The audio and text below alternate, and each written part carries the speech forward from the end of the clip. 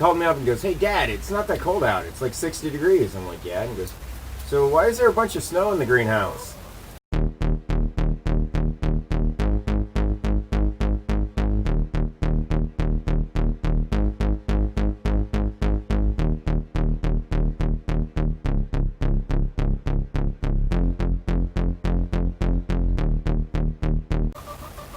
Hey everybody, welcome back to Holt Growers. I'm Timothy Holt, and I'm in my greenhouse right now, as you can see. Funny story to start out this video. My oldest son is 17, and he was helping me clean up back in the backyard and doing some things while I was at work. He called me up and goes, "Hey Dad, it's not that cold out. It's like 60 degrees. I'm like, "Yeah." And he goes, "So why is there a bunch of snow in the greenhouse?" I was like, you might want to look at that again. It's not snow. It is shredded paper. All kinds of this stuff. I came across a bunch of shredded paper. It took me quite a while to shred it all, but there were a lot of it. I had probably about 200 pounds worth of shredded paper available to me. And shredded paper is a composter's dream, especially in an area like this. With the chickens having access to this, it's great. So, shredded paper, this is even better because it's confetti shredded. Confetti shredded paper is smaller pieces than, say, strips or even a crisscross shred. They're really tiny. That's a lot of surface areas for the microlife to do their thing.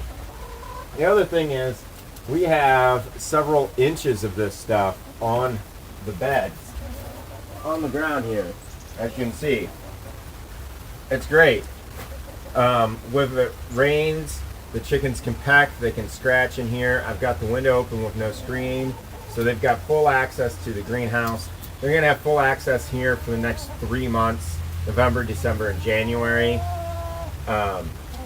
With the polycarbonates here, give them a nice warm place to hang out as well, and get some fertilizer back into this ground.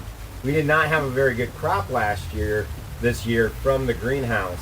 A couple of factors in that were lack of ventilation and lack of fertilization.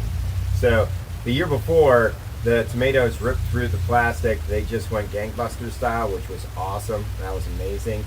But last year was a pretty low turnout year, so to speak. So we don't want to repeat that. We've got plenty of ventilation, as you can see right now, but there's going to be even more ventilation as time progresses. So I wanted to cover this video with the shredded paper and talk about it. Shredded paper, not all paper is created equal. This is mostly printer paper. It's mostly printer paper, and it's pretty thin stuff. There is some shredded newspaper in here, it looks like, but most of it looks like somebody printed off a whole bunch of stuff and then went, "Oh, I don't need that." So, however, that glossy mailer, that junk mail that you get in the mail, the plastic part of the gloss will not decompose generally. So if you're going to use that for shredded paper, be aware of that.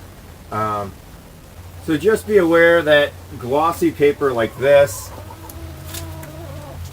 is not going to decompose very well at all.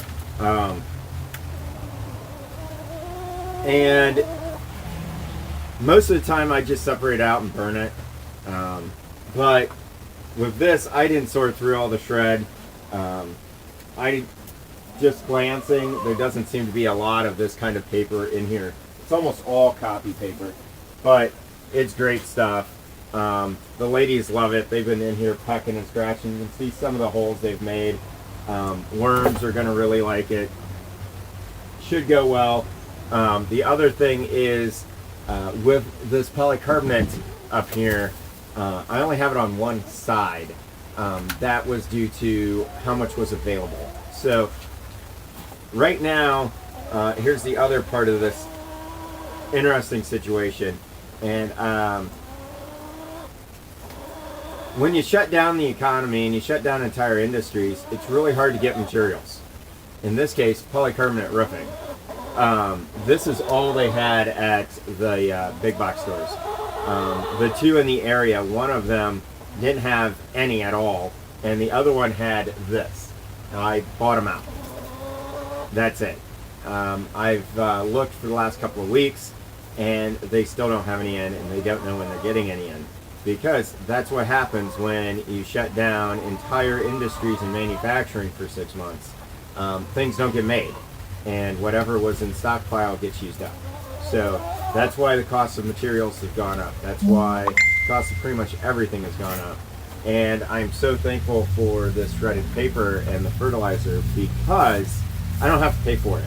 It was donated to me to get rid of, so I did.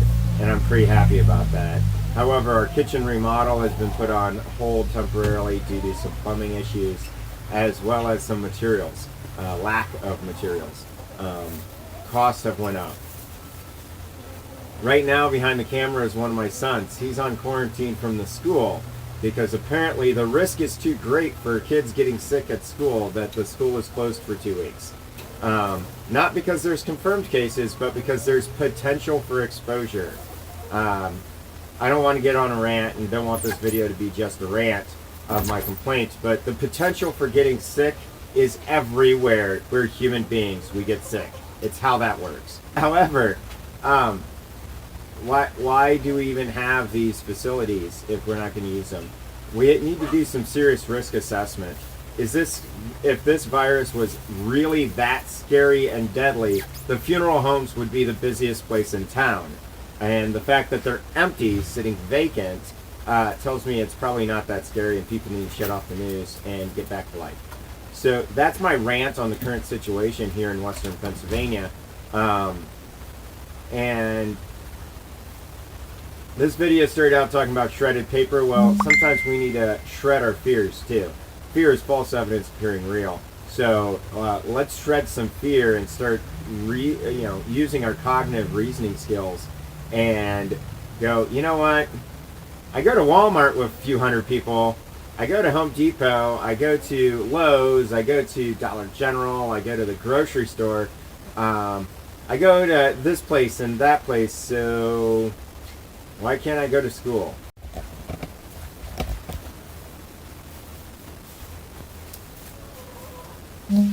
So let's shred some fear like I shredded this paper. Get out, grow something today. May God bless you, and live your life.